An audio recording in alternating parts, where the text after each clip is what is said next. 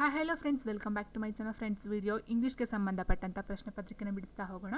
So first question ಹೀಗಿದೆ. ಇದು ಬಂದು ಕರ್ನಾಟಕ GPSTR ಎಕ್ಸಾಮ್ಗೆ ಸಂಬಂಧಪಟ್ಟಂಥ ಪೇಪರ್ ಆಗಿರುತ್ತೆ. ಬಟ್ ಇಲ್ಲಿ ನಿಮಗೆ ಇಂಗ್ಲೀಷ್ ಬೇಕಾಗಿರೋ ನಾನು ಕ್ವಶನ್ ಪೇಪರ್ನ ಆಯ್ಕೆ ಮಾಡ್ಕೊಂಡಿದ್ದೀನಿ. ಇದು GPSTR HSTRಗಾದ್ರೂ ನೀವು ಯೂಸ್ ಮಾಡ್ಕೋಬಹುದು. ಆ್ಯಂಡ್ ವಿಲೇಜ್ ಅಕೌಂಟೆಂಟ್ PDO ಅಥವಾ ಬೇರೆ ಯಾವುದೇ ಎಕ್ಸಾಮ್ಸ್ ಕೇಳಿದ್ರು ಸಹ ಇಂಗ್ಲೀಷ್ ಅಂತ ಹೇಳಿದ್ರೆ ಗ್ರಾಮರ್ ಎಲ್ಲ ಒಂದೇ ಬರ್ತಕ್ಕಂಥದ್ದು. ಸೊ ಯಾವುದೇ ಎಕ್ಸಾಮ್ಸ್ಗೂ ಸಹ ನಿಮಗೆ ಯೂಸ್ ಆಗ್ತಕ್ಕಂಥ ಒಂದು ಪೇಪರ್ ಅಂತ ಹೇಳ್ಬೋದು. ಸೊ ನಿಮಗೆ ಬೇಕಾಗಿರ್ತಕ್ಕಂಥದ್ದು ಗ್ರಾಮರ್ಗೆ ಸಂಬಂಧಪಟ್ಟಂಥ ಇನ್ಫಾರ್ಮೇಷನ್ನು. ಸೊ ಹಾಗಾಗಿ ನೀವು ಯಾವುದೇ ಕ್ವಶನ್ ಪೇಪರ್ ಆದರೂ ಓಕೆನೇ, ನೀವು ಕಲಿತಕ್ಕಂಥದ್ದು ತುಂಬ ಒಳ್ಳೆಯದು. ಸೊ ನೋಡಿ, ಇಲ್ಲಿ ಫಸ್ಟ್ ಕ್ವಶನ್ ಹೀಗಿದೆ. ಜನರಲ್ ಇಂಗ್ಲೀಷ್ಗೆ ಸಂಬಂಧಪಟ್ಟಂತೆ 26ನೇ ಕ್ವಶನ್ನು. Sunita is regular to the class but Sushma is dash ಅಂತ ಕೊಟ್ಟಿದ್ದಾರೆ. Choose the appropriate prefix for the word underline to make it opposite ಅಂತ ಕೇಳಿದ್ದಾರೆ. ಸೊ ನೋಡಿ, ಇಲ್ಲಿ ಕ್ವಶನ್ ಏನು ಆಪೋಸಿಟ್ ಕೇಳಿರ್ತಕ್ಕಂಥದ್ದು, ಏನು ಕೊಟ್ಟಿದ್ದಾರೆ ವರ್ಡು, ಅದಕ್ಕೆ ಅಂಡರ್ಲೈನ್ ಮಾಡಿದ್ದಾರೆ ವರ್ಡು. ಸೊ ಅದಕ್ಕೆ ಆಪೋಸಿಟನ್ನು ಮಾಡಬೇಕಾಗುತ್ತೆ. So Sunita is a regular to the class ಅಂದರೆ ಸುನೀತಾ ಕ್ಲಾಸ್ಗೆ ರೆಗ್ಯುಲರ್ ಆಗಿ ಇದ್ದಾರೆ, ಹೋಗ್ತಿದ್ದಾರೆ. ಬಟ್ ಸುಷ್ಮಾ ಈಸ್ ಅಂತ ಕೊಟ್ಟಿದ್ದಾರೆ. ಸೊ ರೆಗ್ಯುಲರ್ಗೆ ಆಪೋಸಿಟ್ ವರ್ಡ್ ಅಥವಾ ಪ್ರಫಿಕ್ಸ್ಗೆ ಅಂತ ಹೇಳ್ತಾ ಇದ್ದಾರೆ. ಪ್ರಫಿಕ್ಸ್ ಅಂತ ಹೇಳಿದರೆ ಏನು ವರ್ಡ್ ಕೊಟ್ಟಿದ್ದಾರೋ ಸೊ ಅದ್ರ ಮುಂದೆಗಡೆ ಸೇರಿಸ್ತಕ್ಕಂಥದ್ದು. ಸಫಿಕ್ಸ್ ಅಂತ ಹೇಳಿದರೆ ಈ ವರ್ಡ್ ಆದ ಮೇಲೆ ನಂತರ ಸೇರಿಸ್ತಕ್ಕಂಥದ್ದು, ಆಫ್ಟರ್ ಸೇರಿಸ್ತಕ್ಕಂಥದ್ದು ಸಫಿಕ್ಸ್ ಅಂದರೆ.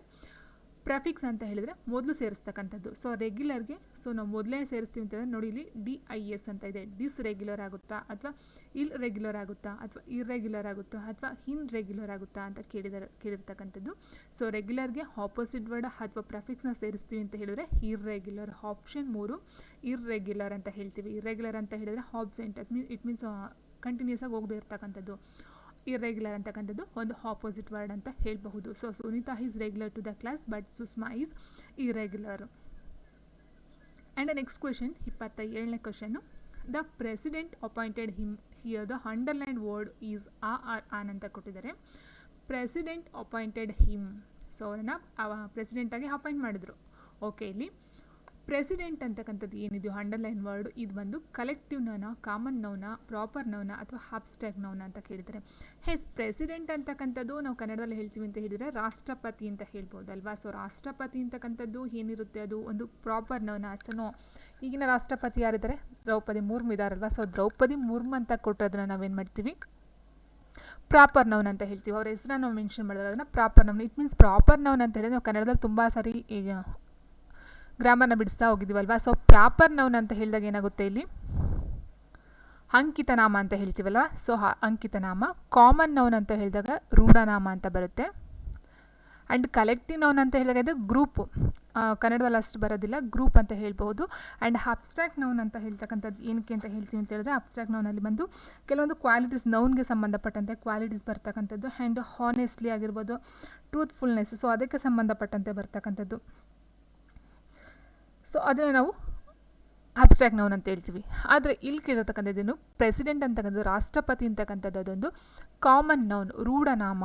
Option 2 common noun. Okay, so ಅರ್ಥ ಆಯ್ತು ಅಂತ ಅಂದ್ಕೊಳ್ತೀನಿ. ಕನ್ನಡ ಗೊತ್ತಿರ್ತಕ್ಕಂಥವ್ರಿಗೆ ಈಸಿಯಾಗಿ ಬೇಗ ಅರ್ಥ ಆಗೋಗುತ್ತೆ. ಸೊ ಕಾಮನ್ ನೌನ್ ಅಂತೇಳಿದ್ರೆ ರೂಢನಾಮ, ಅಂಕಿತನಾಮ ಅಂತ ಹೇಳಿದ್ರೆ ಪ್ರಾಪರ್ ನೌನ್ನ ಅಂಕಿತನಾಮ ಅಂತ ಹೇಳ್ತೀವಿ. ಅಲ್ಲಿ ಹೆಸರುಗಳನ್ನ ಮೆನ್ಷನ್ ಮಾಡೋದನ್ನ ಪ್ರಾಪರ್ ನೌನ್ ಅಂತ ಹೇಳ್ತೀವಿ. ನೇಮ್ಸ್ಗಳನ್ನ, ನೌನ್ಗಳನ್ನ ಮೆನ್ಷನ್ ಮಾಡಿದ್ರೆ. ಸೊ ಕಾಮನ್ ನೌನ್ ಅಂತ ಹೇಳಿದಾಗ ಕಾಮನ್ ಆಗಿ, ಸೊ ಪ್ರೆಸಿಡೆಂಟ್ ಅಂತ ಹೇಳಿದಾಗ ಅಲ್ಲಿ ಯಾವ ಪ್ರೆಸಿಡೆಂಟ್ ಆದರೂ ಆಗಿರಬಹುದಲ್ವಾ. ಸೊ ಒಬ್ಬರನ್ನೇ ಐಡೆಂಟಿಫೈ ಮಾಡಿ ಒಬ್ಬರನ್ನೇ ಬೆಲ್ ತೋರಿಸಿ ಹೇಳ್ತಕ್ಕಂಥದ್ದು ಅಲ್ಲ. ಸೊ ಹಾಗಾಗಿ ಪ್ರೆಸಿಡೆಂಟ್ ಬಂದು ಕಾಮನ್ ನೌನ್ಗೆ ಬರ್ತಕ್ಕಂಥದ್ದು. ಕಲೆಕ್ಟಿವ್ ನೌನ್ ಅಂತ ಹೇಳಿದ್ರೆ ಬಂಚ್, ಇಟ್ ಮೀನ್ಸ್ ಗ್ರೂಪ್ ಅಂತ ಹೇಳ್ಬೋದು. ಸೊ ಅದು ಇದಕ್ಕೆ ಉತ್ತರ ಆಗೋದಿಲ್ಲ. ಇಟ್ ಮೀನ್ಸ್ ಕಲೆಕ್ಟಿವ್ ನೌನ್ ಅಂತ ಹೇಳಿದಾಗ, ಇನ್ನು ಫಾರ್ ಎಕ್ಸಾಂಪಲ್ ಅಂತ ನಾವು ಹೇಳ್ತಾ ಹೋದರೆ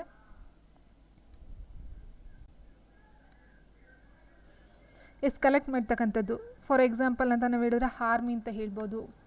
ಆ್ಯಂಡ್ ನೆಕ್ಸ್ಟ್ ಬಂದು ಆರ್ಮಿ ಅಂತ ಹೇಳಿದಾಗ ಅಲ್ಲಿ ಸೋಲ್ಜರ್ಸ್ ಒಂದು ಗುಂಪು ಅಂತ ಹೇಳ್ಬೋದು. ಆ್ಯಂಡ್ ಕ್ರೀಮ್ ಅಂತ ಹೇಳ್ಬೋದು, ಮಾಬ್ ಅಂತ ಹೇಳ್ಬೋದು. ಈ ಥರ ಬರ್ತಕ್ಕಂಥದ್ದು ನಾವು ಹೇಳ್ತಾ ಹೋಗ್ತೀವಿ ಕಲೆಕ್ಟಿವ್ ನೌನ್ಗೆ. ಆ್ಯಂಡ್ ನೆಕ್ಸ್ಟ್ ಬಂದು 28ನೇ ಕ್ವಶನ್ ಹೀಗಿದೆ. Hamlet is dash greatest to play of Shakespeare. Choose an article and fill in the blank ಅಂತ ಕೊಟ್ಟಿದ್ದಾರೆ. So Hamlet is dash greatest to play of Shakespeare. ಇಲ್ಲಿ ನೀವು ಒಂದು ಅಬ್ಸರ್ವ್ ಮಾಡಬೇಕು, ಒಂದು ಗೊತ್ತಿರ್ತಕ್ಕಂಥವ್ರಿಗೆ ಇದು ಈಸಿ ಆನ್ಸರು. ಯಾಕೆ ಅಂತ ಹೇಳಿದರೆ ಇಲ್ಲಿ ಗ್ರೇಟೆಸ್ಟ್ ಅಂತ ಏನು ಕೊಟ್ಟಿದ್ದಾರೋ, ಗ್ರೇಟೆಸ್ಟ್ ಅಂತ ಏನಿದೆಯೋ ಇದು ಬಂದು ಸೂಪರ್ಲೇಟಿವ್ ಡಿಗ್ರಿಲಿ ಇರ್ತಕ್ಕಂಥದ್ದು. ಸೊ ಹಾಗಾಗಿ ಏನಾಗುತ್ತೆ, ಸೂಪರ್ಲೇಟಿವ್ ಡಿಗ್ರಿ ನೀವು ಯಾವುದೇ ತೊಗೊಂಡ್ರು ಅಷ್ಟೇ ಗ್ರೇಟೆಸ್ಟ್ ಆಗಿರ್ಬೋದು, ಅಥವಾ ಅದನ್ನು ಬಿಟ್ಟು ನಾವು ನೋಡ್ತಾ ಫಾಸ್ಟೆಸ್ಟ್ ಆಗಿರ್ಬೋದು. ಆ್ಯಂಡ್ ನೆಕ್ಸ್ಟು ಹಾಟೆಸ್ಟು, ಹ್ಯಾಪಿನೆಸ್ಟು, ಬ್ರೇವೆಸ್ಟು, ಸೊ ಇದೆಲ್ಲ ಆಗಿರ್ಬೋದು. ಸೊ ಇದು ಸೂಪರ್ಲೇಟಿವ್ ಡಿಗ್ರಿಲಿ ಬರ್ತಕ್ಕಂಥದ್ದು. ಸೊ ಸೂಪರ್ಲೇಟಿವ್ ಡಿಗ್ರಿ ಬರುತ್ತೆ ಅಂತ ಹೇಳಿದ್ರೆ ಅದ್ರ ಮುಂದೆ ಬರ್ತಕ್ಕಂಥದ್ದು ಎ ಆಗಲಿ, ಹ್ಯಾನ್ ಆಗಲಿ, ಫಾರ್ ಆಗಲಿ ಅಲ್ಲ, ದ ಅಂತಕ್ಕಂಥದ್ದು ಬರಬೇಕು. Option 4 the Hamlet is the greatest play of Shakespeare. Superlative ಡಿಗ್ರಿಗೆ ಬರ್ತಕ್ಕಂಥದ್ದು ದ. ಇದು ತುಂಬ ಇಂಪಾರ್ಟೆಂಟು. ಆ್ಯಂಡ್ ನೆಕ್ಸ್ಟ್ ನಾವು ನೋಡ್ತಾ ಹೋದರೆ ಹೇಮಾ ಈಸ್ ಅ ಡ್ಯಾನ್ಸರ್ ಅಂತ ಕೊಟ್ಟು 29th Hema is a dancer dash choose the appropriate question tag ಅಂತ ಕೊಟ್ಟಿದ್ದಾರೆ. So isn't she, is she, wasn't she, was she. ಇಲ್ಲಿ ನೋಡಿ Hema is a dancer. So Hema ಅಂತಕ್ಕಂಥದ್ದು ಒಂದು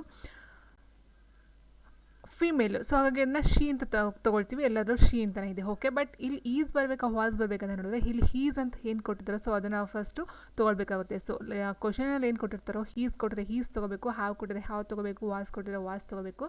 ಸೊ ಇಲ್ಲಿ ಹೀಸ್ ಇರೋದ್ರಿಂದ ನಾವು ಇದೆರಡನ್ನ ನಾವು ಕೈ ಬಿಡಬೇಕಾಗುತ್ತೆ. ಸೊ ಆ್ಯಂಡ್ ಇಲ್ಲಿ ಬಂದಾಗ ನಾವು 1 ಮತ್ತು 2 ನೋಡ್ತಾ ಹೋಗ್ತೀವಿ. ಆ್ಯಂಡ್ ನೆಕ್ಸ್ಟ್ ಇನ್ನೊಂದು ಪಾಯಿಂಟ್ ಏನಂತ ಹೇಳಿದರೆ Hema is a dancer. So ಇಲ್ಲಿ ಹೆಸರು ಕ್ವಶನ್ಸ್ ನಾವು ನೋಡ್ತಾ ಹೋದಾಗ ಹೇಮಾ ಈಸ್ ಅ ಡ್ಯಾನ್ಸರ್ ಅಂತ ಕೊಡ್ತಾರಲ್ವ. ಸೊ ಇಲ್ಲಿ ನಾಟ್ ಇಲ್ಲ ಅಂತ ಕೊಟ್ಟಿದ್ರೆ, ಒಂದು ವೇಳೆ ಇಲ್ಲ ಅಂತ ಕೊಟ್ಟಿದ್ರೆ ನಾವು ಈ ಶಿ ಅಂತ ತೊಗೊಳ್ಬೇಕಾಗಿತ್ತು.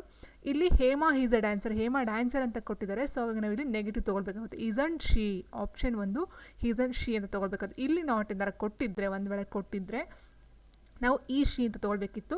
ಇಲ್ಲಿ ಕೊಟ್ಟಿಲ್ಲ, ಇಟ್ ಮೀನ್ಸ್ ಪಾಸಿಟಿವ್ ಆಗಿದೆ, ಎಸ್ ಅಂತಕ್ಕಂಥದ್ದು ಇದೆ ಅಂತ ಹೇಳಿದಾಗ ನಾವು ಕ್ವಶನ್ ಟ್ಯಾಗಲ್ಲಿ ನಾಟ್ ಅಂತ ತೊಗೊಳ್ಬೇಕಾಗುತ್ತೆ. So answer option 1 isn't she ಅಂತಕ್ಕಂಥದ್ದು. And next when was R K Lakshmana born? Identify the type of sentence from the given alternatives ಅಂತ ಕೊಟ್ಟಿದ್ದಾರೆ. When was R K Lakshman born? ಇಲ್ಲಿ ಕ್ವಶನ್ ಮಾರ್ಕ್ ಇದೆ. ಸೊ ಲಕ್ಷ್ಮಣ್ ರಾವ್ ಯಾವಾಗ ಹುಟ್ಟಿದ್ರು? ಓಕೆ, ಸೊ ಇಲ್ಲಿ question mark ಇದೆ, ಇದು ಬಂದು ಕ್ವಶನ್. ಸೊ ಅಸೆಟಿವ್ ಸೆಂಟೆನ್ಸ್ ಅಂತಂದರೆ ಇದೊಂದು ಕಾಮನ್ ಸೆಂಟೆನ್ಸ್ ಆಗಿರುತ್ತೆ. ಆ್ಯಂಡ್ ನೆಕ್ಸ್ಟ್ ಇಂಟ್ರೋಗೇಟಿವ್ ಸೆಂಟೆನ್ಸ್ ಅಂದರೆ ನಿಮ್ಗೆ ಗೊತ್ತಿರಬಹುದು, ಇಂಟ್ರೋಗೇಟಿವ್ ಮಾಡ್ತಕ್ಕಂಥದ್ದು, ಕ್ವಶನ್ಸ್ನ ಕೇಳ್ತಕ್ಕಂಥದ್ದು, ಬೇರೆಯವ್ರನ್ನ ಇಂಟ್ರೋಗೇಷನ್ ಮಾಡ್ತಕ್ಕಂಥದ್ದು. ಆ್ಯಂಡ್ ನೆಕ್ಸ್ಟ್ ಎಕ್ಸ್ಕ್ಲಾಮೇಟರಿ ಅಂತ ಹೇಳಿದರೆ ಸೊ ಆಶ್ಚರ್ಯ ಸೂಚಕ ಅಂತ ಹೇಳ್ತೀವಲ್ವಾ, ಸೊ ಎಕ್ಸೈಟ್ಮೆಂಟ್. ಸೊ ಈ ಒಂದು ಎಕ್ಸ್ಕ್ಲಾಮೇಟರಿ ಸೆಂಟೆನ್ಸ್ ಬಂದು ಈ ಥರ ಬರುತ್ತೆ. And next imperative sentence. Imperative sentence ಅಂದರೆ ನಿಮ್ಗೆ ಗೊತ್ತಿರಬಹುದು, ಕನ್ನಡದಲ್ಲಿ ವಿದ್ಯಾರ್ಥಕ ಅಂತ ಹೇಳ್ತೀವಿ, ವಿದ್ಯಾರ್ಥಕ ಕ್ರಿಯಾಪದ. ಇಟ್ ಮೀನ್ಸ್ ಅದೇನು ಹೇಳುತ್ತೆ ಅಂತ ಹೇಳಿದ್ರೆ ಆರ್ಡರ್ ಮಾಡ್ತಕ್ಕಂಥದ್ದಾಗಿರ್ಬೋದು, ರಿಕ್ವೆಸ್ಟ್ ಮಾಡ್ತಕ್ಕಂಥದ್ದಾಗಿರ್ಬೋದು, ಅಡ್ವೈಸ್ ಮಾಡ್ತಕ್ಕಂಥದ್ದಾಗಿರ್ಬೋದು. ಇಟ್ ಮೀನ್ಸ್ ವಿದ್ಯಾರ್ಥಕ ಕ್ರಿಯಾಪದ ಅಂತ ಕನ್ನಡದಲ್ಲಿ ಹೇಳ್ತಾ ಹೋಗ್ತೀವಿ. ಆರ್ಡರ್ ಇಟ್ ಮೀನ್ಸ್ ಆಶೀರ್ವಾದ, ಆಜ್ಞೆ ಮಾಡ್ತಕ್ಕಂಥದ್ದು. ಈ ಥರ ನಾವು ಇಂಪ್ಯಾರೇಟಿವ್ ಸೆಂಟೆನ್ಸ್ ಅಂತ ಹೇಳ್ತೀವಿ. It means excuse me, please. So okay, ಈ ಥರ ಮಾಡ್ತಕ್ಕಂಥದ್ದು. ಸೊ ಇಲ್ಲಿ ಇಂಟ್ರೋಗೇಟಿವ್ ಸೆಂಟೆನ್ಸ್ ಅಂದರೆ ಕ್ವಶನ್ ಮಾರ್ಕ್, ಕ್ವಶನ್ನ ಕೇಳ್ತಕ್ಕಂಥದ್ದು, ಪ್ರಶ್ನಾರ್ಥಕ ವಾಕ್ಯಗಳು ಅಂತ ಹೇಳ್ತೀವಿ. ಸೊ ಅದು ಬಂದು ಇದು ಕ್ವಶನ್ ಇದೆಯಲ್ವಾ, ಸೊ ಇದು ಬಂದು ಆನ್ಸರು ಆಪ್ಷನ್ 2 ಇಂಟ್ರೋಗೇಟಿವ್ ಸೆಂಟೆನ್ಸ್ ಅಂತ ಹೇಳಬಹುದಾಗಿರುತ್ತೆ. ಇನ್ನು ಎಕ್ಸ್ಕ್ಲಾಮೇಟರಿಗೆ ಹೇಳಿದಾಗೆ ನಾವು ಭಾವಸೂಚಕ ಅಂತ ಹೇಳ್ಬೋದು, ಇಂಪರೇಟಿವ್ಗೆ ವಿದ್ಯಾರ್ಥಕ ಅಂತ ಹೇಳ್ತೀವಿ. ಸೊ ಕನ್ನಡ ಯಾರು ಗೊತ್ತಿರುತ್ತೋ ಸೊ ಅವ್ರಿಗೆ ತುಂಬ ಈಸಿ ಆಗುತ್ತೆ ಅಂತ ಕನ್ನಡ ಇಂಗ್ಲೀಷ್ 2 ಮೆನ್ಷನ್ ಮಾಡಿದ್ದೀನಿ ಇಲ್ಲಿ. ಸೊ ಕನ್ನಡ ಇಂಗ್ಲೀಷ್ 2 ಸಹ ಅರ್ಥ ಆಗುತ್ತೆ. ತುಂಬ ಎಕ್ಸಾಮ್ನಲ್ಲಿ ತುಂಬ ಒಂದು ಗ್ರಾಮರ್ ಕ್ಲಾಸ್ ಇದೆ, ಆಲ್ರೆಡಿ ತುಂಬ ಮಾಡಿದ್ದೀವಿ, ಪೇಪರ್ಸ್ಗಳನ್ನ ಬಿಡಿಸಿದ್ದೀವಿ ಕನ್ನಡ. ಸೊ ಅದಕ್ಕೂ ಇದಕ್ಕೂ ನೀವು ಕಂಪೇರ್ ಮಾಡಿಕೊಂಡ್ರೆ ಬೇಗ ಅರ್ಥ ಆಗುತ್ತೆ. ನೆಕ್ಸ್ಟ್ ಬಂದು the Indian ambassador visited the western countries ಅಂತ ಕೊಟ್ಟಿದ್ದಾರೆ. Choose the appropriate question so as to get the underline words as answer. Yes, ಅಂಡರ್ಲೈನಲ್ಲಿ ಆನ್ಸರ್ ಏನು ಅಂಡರ್ಲೈನ್ ವರ್ಡ್ ಇದೆಯೋ ಸೊ ಅದು ಆನ್ಸರ್ ಆಗೋ ಥರ ಏನು ಮಾಡಬೇಕಂತೆ, ನೀವು ಕ್ವಶನ್ನ ರೆಡಿ ಮಾಡಬೇಕಂತೆ. So the Indian ambassador visited the western countries. Yes, ನೋಡಿ ಇಲ್ಲಿ visited the western countries. So western ಕಂಟ್ರೀಸ್ಗೆ ಯಾರು ವಿಸಿಟ್ ಕೊಟ್ಟಿದ್ದು ಅಂತಕ್ಕಂಥದ್ದು ನಮ್ಮ ಒಂದು ಪ್ರಶ್ನೆ ಆಗಬೇಕು. ಸೊ ಇಂಡಿಯನ್ ಅಂಬಾಸಿಡರು ವಿಸಿಟ್ ಮಾಡ್ತಾರೆ ಇಲ್ಲಿಗೆ, ವೆಸ್ಟರ್ನ್ ಕಂಟ್ರೀಸ್ಗೆ. ಸೊ ಹಾಗಾಗಿ ಇಲ್ಲಿ ಇಂಡಿಯನ್ ಅಂಬಾಸಿಡರ್ ಅಂತಕ್ಕಂಥದ್ದು ಆನ್ಸರ್ ಆಗಬೇಕು. ನಾವು ಆ ರೀತಿ ಕ್ವಶನ್ನ ಪ್ರಿಪೇರ್ ಮಾಡಬೇಕು. ಈಗ ನೋಡಿ, when did the India ambassador visit the western countries? ಯಾವಾಗ ಅಂತ ಕೇಳಿದರೆ ಇಲ್ಲಿ ನಮಗೆ ಆನ್ಸರ್ ಏನು ಬೇಕು, ಆನ್ಸರ್ ಇಂಡಿಯನ್ ಅಂಬಾಸಿಡರ್ ಅಂತ ಬರಬೇಕು. ಸೊ ಹಾಗಾಗಿ ಇದು ನಾವು ನೆಗ್ಲೆಕ್ಟ್ ಮಾಡಬೇಕಾಗುತ್ತೆ. And next why did the Indian ambassador visit the western countries? So ಏನಕ್ಕೆ ವಿಸಿಟ್ ಕೊಟ್ಟರು? ಸೊ ಏನಕ್ಕೆ ಅಂದರೆ ರೀಸನ್ ಇದೆಯಾ? No. How did the Indian ambassador? So ಹೇಗೆ ಅಂತ ಕೊಟ್ಟಿದ್ದಾರೆ. So no. Who visited the western countries? Western ಕಂಟ್ರೀಸ್ಗೆ ಯಾರು ವಿಸಿಟ್ ಮಾಡಿದ್ದು? ಸೊ ಯಾರು? Indian ambassador. ಸೊ ಆನ್ಸರ್ ಸಿಗುತ್ತಲ್ವಾ? ಸೊ ಹಾಗಾಗಿ answer option 2 who visited the western countries. Okay, and next choose the hard one out. ಒಂದು ಯಾವುದು 4 ವರ್ಡ್ನ ಕೊಟ್ಟಿದ್ದಾರೋ ಸೊ ಅದರ ಒಂದು ಗುಂಪಿಗೆ ಸೇರಿದಿರ್ತಕ್ಕಂಥ ಒಂದು ಪದ ನಾವೇನು ಮಾಡಬೇಕಾಗುತ್ತೆ, ಆ್ಯಡ್ ಒನ್ ಔಟ್ ಹೊರಗೆ ತೆಗಿಬೇಕಾಗುತ್ತೆ. ಆಪ್ಷನ್ ಹೀಗಿದೆ: coach, teacher, learner and trainer ಅಂತ ಕೊಟ್ಟಿದ್ದಾರೆ. ಸೊ ನೋಡಿ, ಇಲ್ಲಿ ಕೋಚ್ ಅಂತಕ್ಕಂಥದ್ದಾಗಿರ್ಬೋದು, ಟೀಚರ್ ಆಗಿರ್ಬೋದು ಆ್ಯಂಡ್ ಟ್ರೈನರ್ ಆಗಿರ್ಬೋದು, ಈ ಮೂರೂ ಸಹ ಒಂದು ಟೀಚ್ ಮಾಡ್ತಕ್ಕಂಥದ್ದು. ಸೊ ಲರ್ನರ್ ಅಂತಕ್ಕಂಥದ್ದು ಕಲಿತಕ್ಕಂಥವ್ರು, ಕೋಚು ಕಲಿಸ್ತಕ್ಕಂಥವ್ರು, ಟೀಚರು ಕಲಿಸ್ತಕ್ಕಂಥವ್ರು ಆ್ಯಂಡ್ ಟ್ರೈನರು ಸಹ ಕಲಿಸ್ತಕ್ಕಂಥವ್ರು. ಸೊ ಹಾಗಾಗಿ ಲರ್ನರ್ ಅಂತಕ್ಕಂಥವ್ರು ಕಲಿತಕ್ಕಂಥವ್ರು ಆಗಿರೋದ್ರಿಂದ ಆಪ್ಷನ್ 3 ಏನಿದೆ ಸೊ ಇದು ರೈಟ್ ಆನ್ಸರ್ ಆಗುತ್ತೆ. And next, you and I are studying in the same class. You and I, ನೀನು ಮತ್ತು ನಾನು are studying in the same class, ಒಂದೇ ಕ್ಲಾಸಲ್ಲಿ ಸ್ಟಡಿ ಮಾಡ್ತಾ ಇದ್ದೀವಿ. ಡ್ಯಾಶ್ ಆರ್ ಕ್ಲಾಸ್ಮೇಟ್ಸ್, ಹಾಗಾಗಿ we are classmates. They are classmates ಅಂದರೆ ಅವರು ಕ್ಲಾಸ್ಮೇಟ್ಸ್ ಅಂತ ಆಗುತ್ತೆ.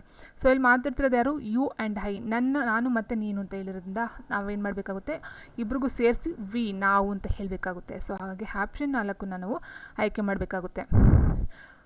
And next, Mahatma Gandhiji weapons has is non violence adopted during freedom struggle ಅಂತ ಕೊಟ್ಟಿದ್ದಾರೆ.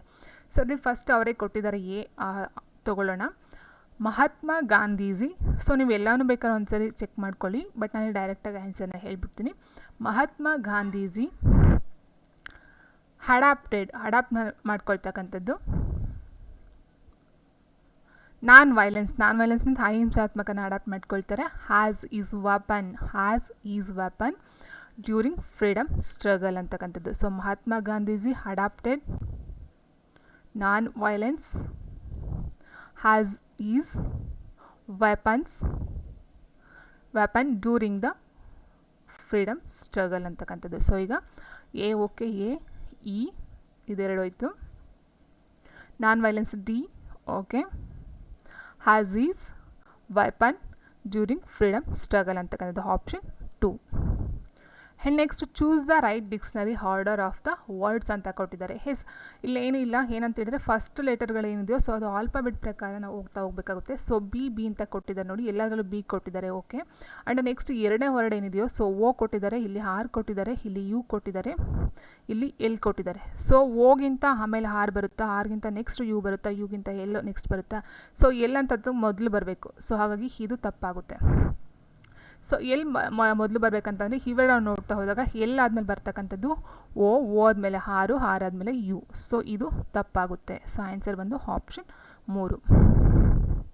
And next, she is beautiful dash poor ಅಂತ ಕೊಟ್ಟಿದ್ದಾರೆ. Choose the most appropriate word to complete the sentence. She is beautiful, ಅವಳು ತುಂಬ ಸುಂದರಿ. But poor, ತುಂಬ ಆದರೆ ಬಡವಿ. ಅಲ್ವಾ, she is beautiful has ಪೂರ, ಹಾರ್ ಪೂರ ಅಥವಾ ಸೋ ಪೂರ ಅಂತ ಕೇಳಿದ್ರೆ ನಾವಿಲ್ಲಿ she is beautiful but poor, ಅವಳು ತುಂಬ ಸುಂದರವಾಗಿದ್ದಾಳೆ ಆದರೆ ಬಡವೆ. Next, Suma dash temple every Thursday ಅಂತ ಕೊಟ್ಟಿದ್ದಾರೆ. Choose the correct verb form and fill in the blank. Visit, visits, visited and visiting ಅಂತ ಕೊಟ್ಟಿದ್ದಾರೆ. ಸುಮಾ ಅಂತ ಹೇಳಿದಾಗ ಇಲ್ಲಿ ಸಿಂಗ್ಯುಲರ್ ಫಾರ್ಮಲ್ಲಿ ಇರ್ತಕ್ಕಂಥದ್ದು Suma visits temple every Thursday. Next, he walk.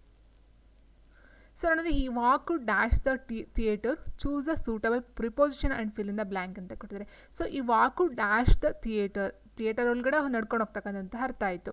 So ಇಲ್ಲಿ ಇನ್ ಅಂದರೆ ಒಳಗಡೆ, ಓಕೆ. ಆನ್ ಅಂದರೆ ಇಟ್ ಮೀನ್ಸ್ ಆನ್ ಅಂದರೆ ಮೇಲೆ ಅಂತ ಅರ್ಥ ಬರುತ್ತೆ. ಆ್ಯಂಡ್ ಹಿಂಟು ಅಂತ ಹೇಳಿದ್ರು ಸಹ ಒಳಗಡೆ ಅಂತ ಅರ್ಥ ಬರುತ್ತೆ. ಆ್ಯಂಡ್ ಓವರ್ ಅಂದರೆ ಮೇಲೆ. ಓವರ್ ಅಂತ ಹೇಳಿದರೆ ಇಟ್ ಮೀನ್ಸ್ ಫ್ಲೈ ಓವರ್ ಆಗಿರ್ಬೋದು, ಅಥವಾ ಮೇಲೆ ಮರದ ಮೇಲಾಗಿರ್ಬೋದು, ಅಥವಾ ಇಟ್ ಮೀನ್ಸ್ ಅಲ್ಲಿ ಒಂದು ಇರ್ತಕ್ಕಂಥದ್ದು ಬರಲ್ಲ, ಮೇಲೆ ಅಂತಕ್ಕಂಥ ಅರ್ಥ ಬರುತ್ತೆ.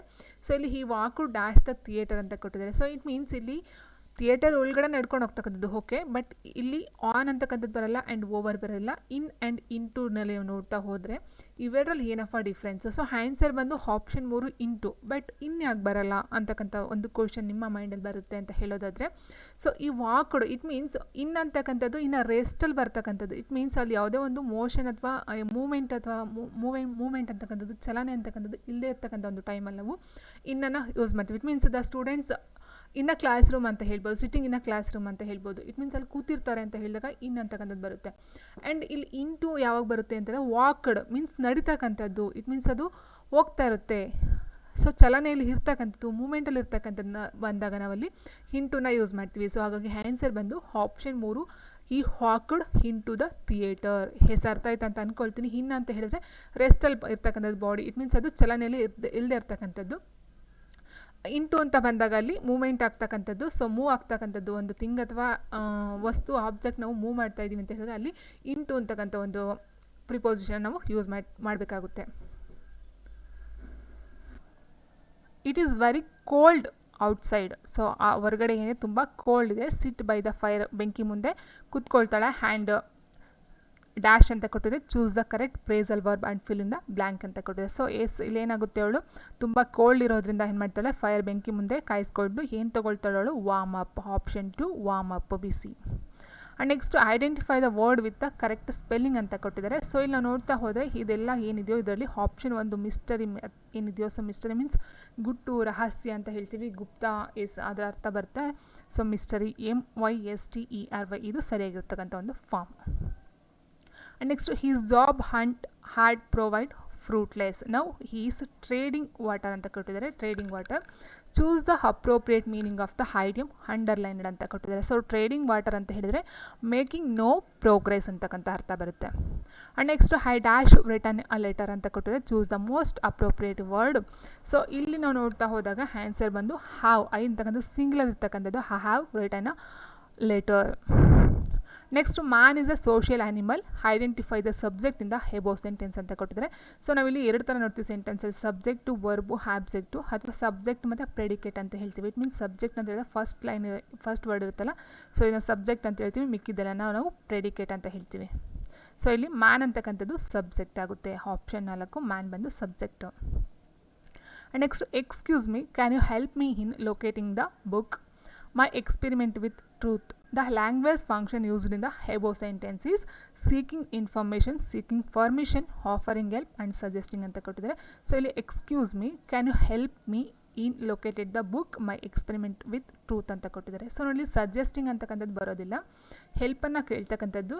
ಸೊ ಬಟ್ ಇಲ್ಲಿ ಆಫರಿಂಗ್ ಹೆಲ್ಪ್ ಅಂತ ಬರೋದಿಲ್ಲ. ಆಫರಿಂಗ್ ಹೆಲ್ಪ್ ಅಂತ ಹೇಳಿದಾಗ ಹೆಲ್ಪ್ ಮಾಡ್ತಕ್ಕಂಥವ್ರು ಇನ್ನೊಬ್ಬರಿಗೆ ಆಫರ್ ಕೊಡ್ತಕ್ಕಂಥದ್ದು. ಬಟ್ ಇಲ್ಲಿ ಆಫರಿಂಗ್ ಹೆಲ್ಪ್ ಅಂತಕ್ಕಂಥ ಬೇರೆಯವ್ರು ಕೇಳ್ತಕ್ಕಂಥದ್ದು. ಸೊ ಹಾಗಾಗಿ ಇದು ಸಹ ಬರೋದಿಲ್ಲ.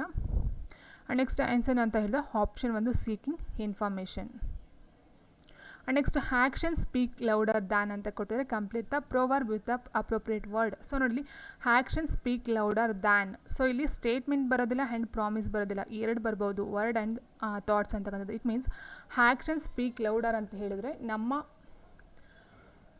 ಮಾತು ಅಥವಾ ಪದಗಳಾಗಿಂತ ನಾವು ಮಾಡ್ತಕ್ಕಂಥ ಕೆಲಸ ಏನಿರುತ್ತೆ ಅದು ತುಂಬ ಮಾತಾಡಬೇಕು ಅಂತಕ್ಕಂಥದ್ದು ಅರ್ಥ ಬರುತ್ತೆ. ಸೊ ಆ್ಯಕ್ಷನ್ ಸ್ಪೀಕ್ ಲೌಡರ್, ನಾವು ಮಾಡ್ತಕ್ಕಂಥ ಕೆಲಸ ಮಾತಾಡಬೇಕು. ದ್ಯಾನ್ ವರ್ಡ್ಸ್, ನಮ್ಮ ಮಾತಿಗಿಂತ ನಾವು ಮಾಡ್ತಕ್ಕಂಥ ಕೆಲಸ ಮಾತಾಡಬೇಕು ಅಂತಕ್ಕಂಥ ಅರ್ಥ. So answer next making a cup of tea is not a difficult task. Rearrange the following ಸೀಕ್ವೆನ್ಸ್ಲಿ ಅಂತ ಕೊಟ್ಟಿದ್ದಾರೆ. So make a cup of tea is not a difficult task ಅಂದರೆ ಇಲ್ಲಿ ಟೀ ಮಾಡ್ತಕ್ಕಂಥ ಹಾರ್ಡನ್ನು ನಾವಿಲ್ಲಿ ಮಾಡಬೇಕಾಗುತ್ತೆ. ಸೊ ಫಸ್ಟ್ ಒನ್ ಅವರೇ ಕೊಟ್ಟಿದ್ದಾರೆ. Pour some water in a pan and set it to boil. ಏನು ಮಾಡಬೇಕು, ಫಸ್ಟು ಪೂರ್ ಸಮ್ ವಾಟರ್, ನೀರನ್ನು ಹಾಕ್ಬಿಟ್ಟು ಪ್ಯಾನ್ಗೆ ಸೊ ಬಾಯ್ಲ್ ಮಾಡಬೇಕು. ಅದಾದ ನಂತರ ಏನು ಮಾಡಬೇಕಾಗುತ್ತೆ, ನಾವು add tea leaves to the boiling water. Water boil ಆದಮೇಲೆ ಏನು ಮಾಡಬೇಕಾಗುತ್ತೆ, ಟೀ ಲೀವ್ಸ್ನ ಹಾಕಬೇಕಾಗುತ್ತೆ. And cover the pan with a lid. So ಇಲ್ಲಿ AC ಆಯಿತು ನೋಡಿ, ಇಲ್ಲೇ ಇದೆ ನೋಡಿ. ಆ್ಯಂಡ್ ನೆಕ್ಸ್ಟ್ ಏನಾಗುತ್ತೆ, cover the pan with a lid and let the tea brew. So cover ಮಾಡಬೇಕಾಗುತ್ತೆ. ಆ್ಯಂಡ್ ನೆಕ್ಸ್ಟ್ ಏನಾಗುತ್ತೆ, then add sugar and milk according to taste. Next sugar ಮತ್ತು ಮಿಲ್ಕ್ನ ಹ್ಯಾಡ್ ಮಾಡಬೇಕಾಗುತ್ತೆ. And next last after a few minutes pour the tea into the tea pot. Okay, so ಇದು ಬಂದು ಪ್ಯಾರಾಗ್ರಾಫ್ನ ನೋಡ್ಕೊಂಡು ಆನ್ಸರ್ನ ಮಾಡಬೇಕಾಗುತ್ತೆ. So ಇದರಲ್ಲಿ ಏನೋ ಜನರಲ್ ಕ್ವಶನ್ಸ್ ಇಲ್ಲ, ಈ ಒಂದು ಪ್ಯಾರಾಗ್ರಾಫ್ಗೆ ಸಂಬಂಧಪಟ್ಟಂಥ ಕ್ವಶನ್ಸ್ಗಳು.